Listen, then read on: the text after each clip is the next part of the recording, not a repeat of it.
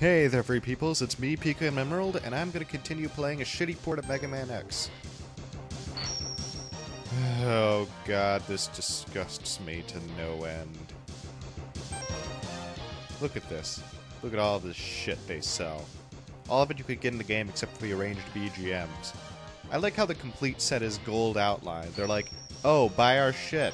This one's the most expensive, and it doesn't really matter which one you choose unless you're going to buy all of them individually, so, buy this one, It's not like you can get them in-game. That I down there is just ads for other Capcom iOS ports, which are probably terrible also. So let's get into the game proper. I only have 8 more levels until I'm done. Let's do Boomer KUWANGER first. Now, his level's very vertical, right? So you can imagine with the screen zoomed in, it's going to be a problem. Look, here's the level normal, how you'd see it on the SNES. That's pretty okay, right? Now let's put it down to how they want it on iOS. Jeez. Now, I'm pretty sure I've mentioned this before, but ladders are a big fucking problem in this game. Anytime I'm near a ladder, I invite you to look at my D-pad and see how I'm flailing about trying to grab a hold of the ladder. There is an option available to auto-grab onto ladders, but I'm not going to leave that activated for the sheer purpose of just showing you how absolutely shitty it is. I've always had problems with these ball and chain guys, and you guessed it, hard mode adds more of them. Hard mode also happens to add a lot of turrets, which you'll see later. I can't believe I get through this without any damage. Watch. Nope, I don't want to go down the ladder. I want to dash. Fuck. Okay, I'll just double tap it. And I'm fine. No way I'm getting out of this one, though. How am I going to dodge over that? Can't jump over him? Can't hide under him. I'm screwed. Alright, I'm going to go to the quick weapon change and put on the rolling shield for a bit. It works a lot better in normal because the enemies don't have enough health to take it away in one shot. But I'm just going to put it on to... Look at how slow these lasers go. That's like some Star Wars level shit going on there. I put it on to avoid shots and, not die. Come on. There we go. Look at how uninspired this level design is. I know it's in the original, but there's no background. It's just tiers upon tiers of fighting that same enemy, which you could just kill with one of your shots. This would be good if it was like... if it had a background, at least. I mean, come on. I understand why it's in the game originally. I only wish the background here was green. I wish they chose that color instead so I could start chroma keying it with shit, but... I wouldn't do that anyway in a proper Let's Play. Here's the elevator part. They slowed it down for the simple fact that if it were to go the speed as it would in the original game, you'd instantly die, and since you can't see what's going on up above you, they really have to slow it down. It also feels longer to me for some reason. In fact, the whole game feels longer to me. I don't know if that's just effect of the general slowing down of the game, or if it's just me sucking, because usually I dash through this and no problems at all. There have been ridiculous runs on the SNES. I saw a tool-assisted speed run that ran through the entire game in 30 minutes, which is near the length of this video. Okay, now is where you start seeing the turrets that keep popping up. Hey, guys at Capcom, how are we gonna make hard mode hard? We could just add some turrets. Yeah, that's good. You wanna get some Chinese later? Yeah, sure, let's do that.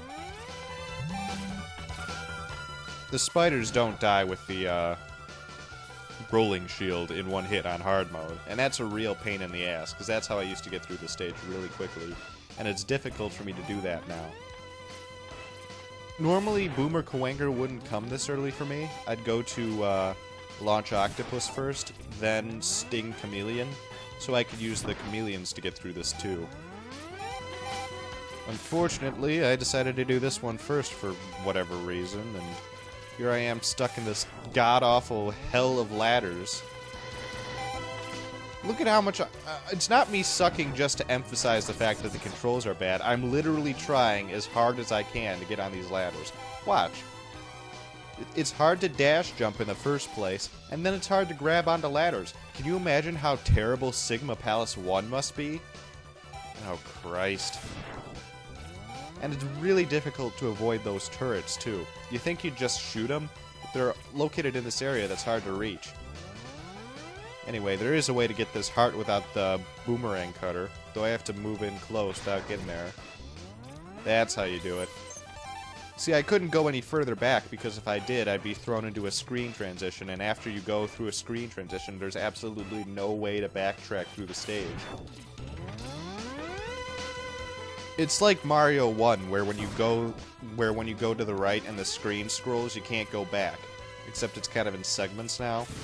And that's really, really bad. In Mega Man X, a big function of the gameplay was exploration, you know? You'd explore and look for your hearts and power-ups if you didn't know where they were, and when you found one, you felt really good about yourself. Now, now you gotta run through the level, and if you screw up searching, you can't go back. You have to restart the level from the beginning.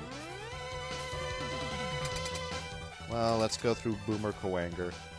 He can't possibly be that hard. I mean, besides his... Remember when his intro was cool instead of looking like he's just lagging into place? Seriously, he looks like an MMO character that was just sputtering with sputtering frame rates right through a raid. I've never had to use a sub-tank during a regular boss in the original game. That's how fucked up the controls are. Now, each of the bosses has an easily identifiable pattern, like in the original games, but they're much, much more easy to figure out here. Because their AI just doesn't seem as advanced to me. If they wanted hard mode to be hard, they could, like one poster in one of the threads said, if you want hard mode to be hard, you should add a desperation attack or something else like that. Not just throw more mets all over the place and call it a day. That's something that really annoys me. I feel like if you're gonna go do a hard mode like that, reserve it for a genre like RPGs, where numbers actually matter. If you're gonna increase the damage that bosses do, or give them extra skills in an RPG, that's a pretty good way of increasing the difficulty. Here, I want more extra skills too, and maybe rearrange the enemy placement, but don't just add more enemies and call it a day. Christ.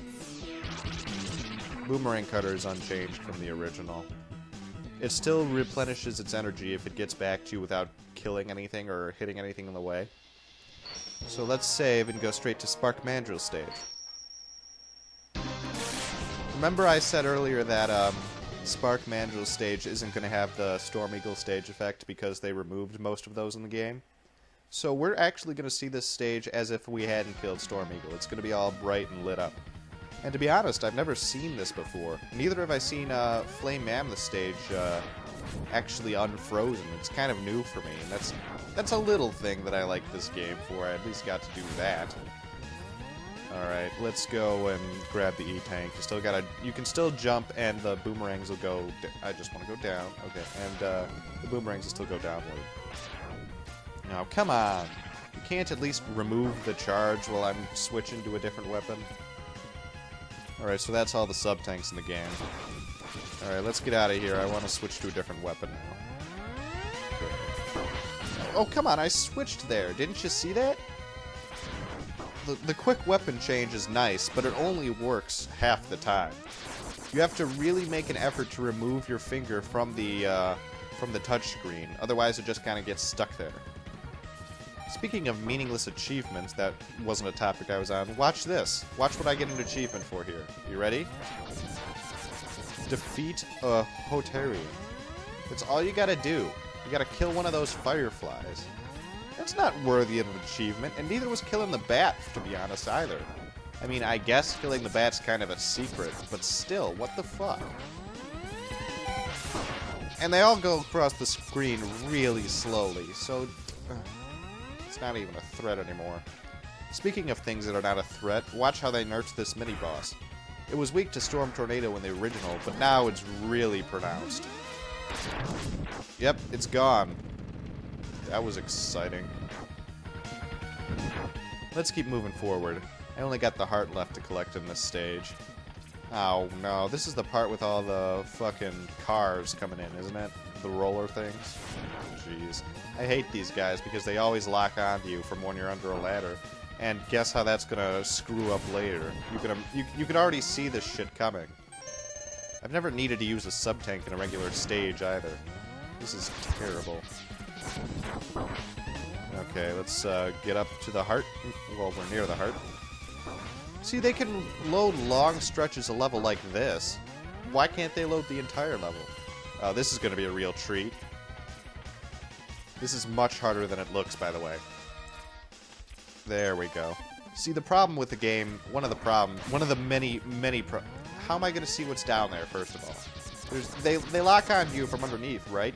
And you can't see one tier down, so you're always going to get hit. At least if you don't know that they're locking onto you. I mean, the only way you could really get rid of that is to use Storm Tornado's charge up. What was I saying earlier about the wall? Well, that's right. When you wall jump in this game, you lock onto the wall. The only way to really get off the wall is to specifically jump off of it. That causes problems during Spark Mandrill's fight, because we got if he jumps up and I'm on a wall, I have to either wait until I slide down the wall or try and jump off of it, which is a problem because Spark Mandrill's so fucking big. I'm gonna die here, but I just want to show you something that I found really stupid. Okay, he's gonna kill me. There we go. Okay, where am I respawning? Where am I? Oh, there I am. Okay. Cut to where we were. Alright, we're right next to Spark Mandrill, so let's go kill him, and I can finally be free of this shitty-ass level. I can't imagine how they went 7 for 7. As for Spark Mandrill, he's also been nerfed, somehow. You know, that light effect would have been pretty cool, you know, how he enters the stage with the lights, if I could actually see it. Unfortunately, the screen zoomed in. Now, he is, like all the other bosses, slow, and he takes lots of damage. Man, remember when he used to do that cool little swinging animation when he's up top there? Now he just kind of boom, boom, boom, boom, boom, and then he drops down on you. It's not even, doesn't even have the same velocity as the original. It's just kind of a really predictable, easy line to deal with. Really. I know you guys had to save sprite sheet space, because you could only have 1024 squared, and see, this is one of the wall time problems I had. You can only have 1024 squared pixels, but still. By that I mean 1024 times 1024 for a sprite sheet. But you can use multiple sprite sheets. That's something I read in a thread. Well, let's get Electric Spark. They couldn't just go Electric Spark. They had to go Electric Pause Spark. Okay. On to Sting Chameleon stage after I save. Or not. Apparently not. I always thought his intro was kind of weird. How he's like, he looks around and he's like, oh, is anyone watching? Anyone watching? Anyone? Oh, nope. Yeah, I'm gonna do that tongue thing now. Yeah. For some reason, the colors just seem a little screwed up in this stage to me. The grass is in the background is a little bit too green, and when it obscures those grass mets more than they were in the original. I don't know, maybe that was just the way my TV was set up, but it's just a little nitpick. Yes, the water still is here. Look it. I didn't kill Launch Octopus, and I could still get the heart. Well, that's 7 now. I only have 1 more to go. As for the mini-boss guarding the... what does he guard? The body parts. He killed me, so I'm just gonna edit that out. He's still weak to his original weakness, which is Boomerang Cutter. I'm gonna show that off. I don't know if you guys knew this. It's a little trick I found out while I was playing this game. Boomerang Cutter kills it really quickly. Just 3 charge shots, and it's gone. And now... Oh, and the game's just gonna move me back to the side so that the capsule can pop up. Okay. It doesn't just pop up like in the original. New type of body armor, it'll reduce my damage by 50%, which is something I desperately need considering I keep getting hit. can't believe this. I still have Launch Octopus' stage to go through in this video, and we're already at the 15-minute mark. Oh, here's a problem that also involves the zooming into the screen, which is I know I complain about that a lot, but it's a really constant problem. I can't see where these guys are coming from. I didn't even know that was there, and and they take like 1,000,000 hits to kill. So if they come down, you're gonna get hit. And it's not like they removed the warning sign that they were gonna pop down. Watch, I'm gonna switch back to the regular screen just to show that off. Okay, screen. Let's put that down to regular. See, the rocky outcroppings are still on the ceiling. They still have that there. So it's not like they removed them, but if you're gonna have the screen zoomed in, what's the fucking point? Well, let's keep going. At least I can zoom through this area without many problems. They added another Paul and Shane guy guarding that health power-up, which was originally a 1-up in the original game. But since they removed all the 1-ups in this version, because you start each level with 2 lives regardless. I love the right armor because it just lets me dash through the stage without having to worry about getting hurt. So I'm just going to go through this part real quick now. Although I always hated this little goop shit. I could go and get that health pickup, but I'm just too lazy to. Oh, watch what happens here. I get destroyed, right? So I hop out with that button on the top right, but it didn't work, like, totally instantly. I had to hit it a couple times, and I hit it twice. I popped out, then it hit the pause button, and I'm like, what the fuck just happened? So I close back down, and I get hit. They couldn't make their own separate dismount button. Wait a minute, what was that? I'm probably just seeing things. Alright, so, Sting Chameleon's basically the same. Again, slower. Oh no, they really did do that. What the fuck? He doesn't do that neat little meld into the background thing like in the original. That's cool. That's something a chameleon does. It blends into its surroundings, not turns into little balls of light. I mean, why does he do that? Okay, guys, so we only got enough space for one of these effects here. We gotta choose between Spark Mandrill's effect and Sting Chameleon's effect. Well, if we're gonna suck, we should just suck uniformly, right? So let's take both of them out. No, I think we're just gonna let Sting Chameleon use that other effect from Spark Mandrill. Oh, okay, you can do that too. Maybe it's just like a Mode 7 thing or some other SNES graphical capability that for some reason the iPad just can't emulate. Oh, I'm lying when I say that. The iPad can emulate that shit. It's just they're so lazy when they do that.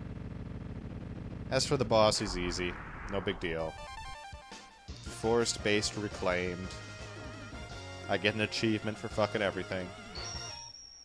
Man, if I was on Xbox Live right now, my gamer score would be through the goddamn roof. What do we get? Chameleon Sting? Oh my gosh, I can't believe it. One more level and then Sigma. One more level, and I finally get to go to the end game and just stop playing this shitty port. Hey kid. Get here right now. He does that. He does that in the when he does his intro. Yeah, that is something weird. When he does his intro to the boss, he does this thing where he like sticks out one of his tentacles and points it downward, like, "You get over here. I'm gonna kick your ass." But he doesn't do that in the intro here. I guess they just didn't care. But really, that would explain the whole port. Oops, did I just say that out loud? Okay, so let's keep going.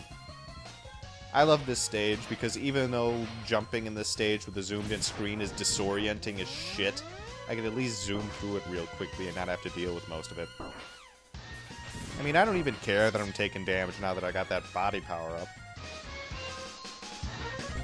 Okay, so let's kill it with its weakness. Again, it's weak to Spark Mandrill's thing. It just dies instantly whenever you hit him with that a couple of times. The fish still sucks you in, and it can still, like, eat you, but I'm gonna go kill a couple of them because I want to get some energy power-ups for when I go fight the second submarine fish. Tank. Oh, look at that. You can just walk right out of it. You don't even... It doesn't even suck you towards it. You can just walk... You can just push left, and there you go. Now, again, I tried to use the quick weapon change here, right? But it doesn't really work, because... fuck. So I'm gonna pause and do it the right way. Okay, here we go. That was significantly easier than the first one. Alright.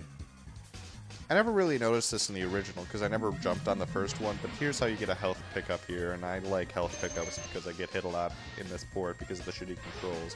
So, hey, how come I can jump, like, how come I fall so slow when I'm in the water originally, but then when I jump down from the water, it just does sink like a rock?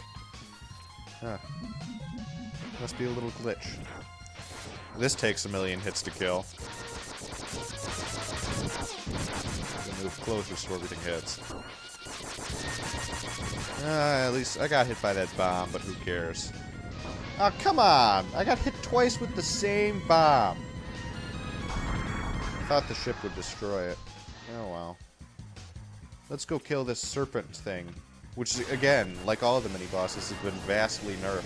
It now only moves in this, like, shitty figure 8 pattern. And now that I can just stand here with Storm Tornado, charge it up, and just kill it. There's absolutely no risk of me taking damage here, because it never flies low enough to start actually attacking me. If you're doing this with the Storm Tornado, it's nice if you can get its head and tail to line up at the same time, because then when it goes vertical, it hits both of them and counts as double damage, which is a nice little trick that I learned while playing the original game. Which is a vastly superior version. Oh look, when I jump, the spikes are obscured. Luckily the background tells me where there's platforms. Okay, I'm gonna keep Storm Tornado on, because I know there's gonna be another Snake Serpent very soon. So, okay. Jump over these guys, who I really should be killing. Oh look, it doesn't even burrow out of the ground like in the original. It's just there. Again, the only place where you could possibly get hurt is right here at this point. Everywhere else you're completely safe so long as you attack vertically. And even if you run out of Storm Tornado, you got plenty of options for vertical attacking. You got Sting Chameleon's weapon, you got the Boomerang Cutter, you got, what else could be used? Well, that's pretty much it, I think, but yeah. Alright, let's quick weapon change out of there. We're about to go to the final Maverick before Sigma. So, let's fucking celebrate. Beer and booze for everybody. Yeehaw. Okay. Never do that again. Launch Octopus. Yes, you can still cut off his tentacles with the Boomerang Cutter. I won't be doing that yet. See, there it is. Oh, look, I can walk out of that tornado thing. Which he used to spin to have to do, but now he just kind of hovers and it appears. It doesn't even look like it's like a whirlpool. It just kind of looks like beams of energy going right across him. And look at this. While he's firing his missiles at you, all you have to do is hold the fire button, and you'll destroy the missiles with every shot. The only problem is when he does those homing missiles, which you can just destroy 2 of them with your shots and jump over them. You don't even really need to move properly in this anymore. You could just kind of, if something bad's happening, you can just get out of it without needing to dash or anything. I guess in retrospect, that's a good thing that a lot of the bosses are able to be beaten easier without a dash, considering that new players might not know that Chill Penguin is the best first option. But still, it takes a little bit of the bit out of what we're doing as veterans. And even as I'm playing in hard mode, you think they'd be able to put that in there, right? Wrong. Welp, I got homing. Torpedo. Oh, no pause. Oh man, I can't believe it. I'm done! Now Zero's gonna tell me where Sigma's or not. Join me next time where we go kill Sigma and his evil smiling face. Until then, See ya, every peoples.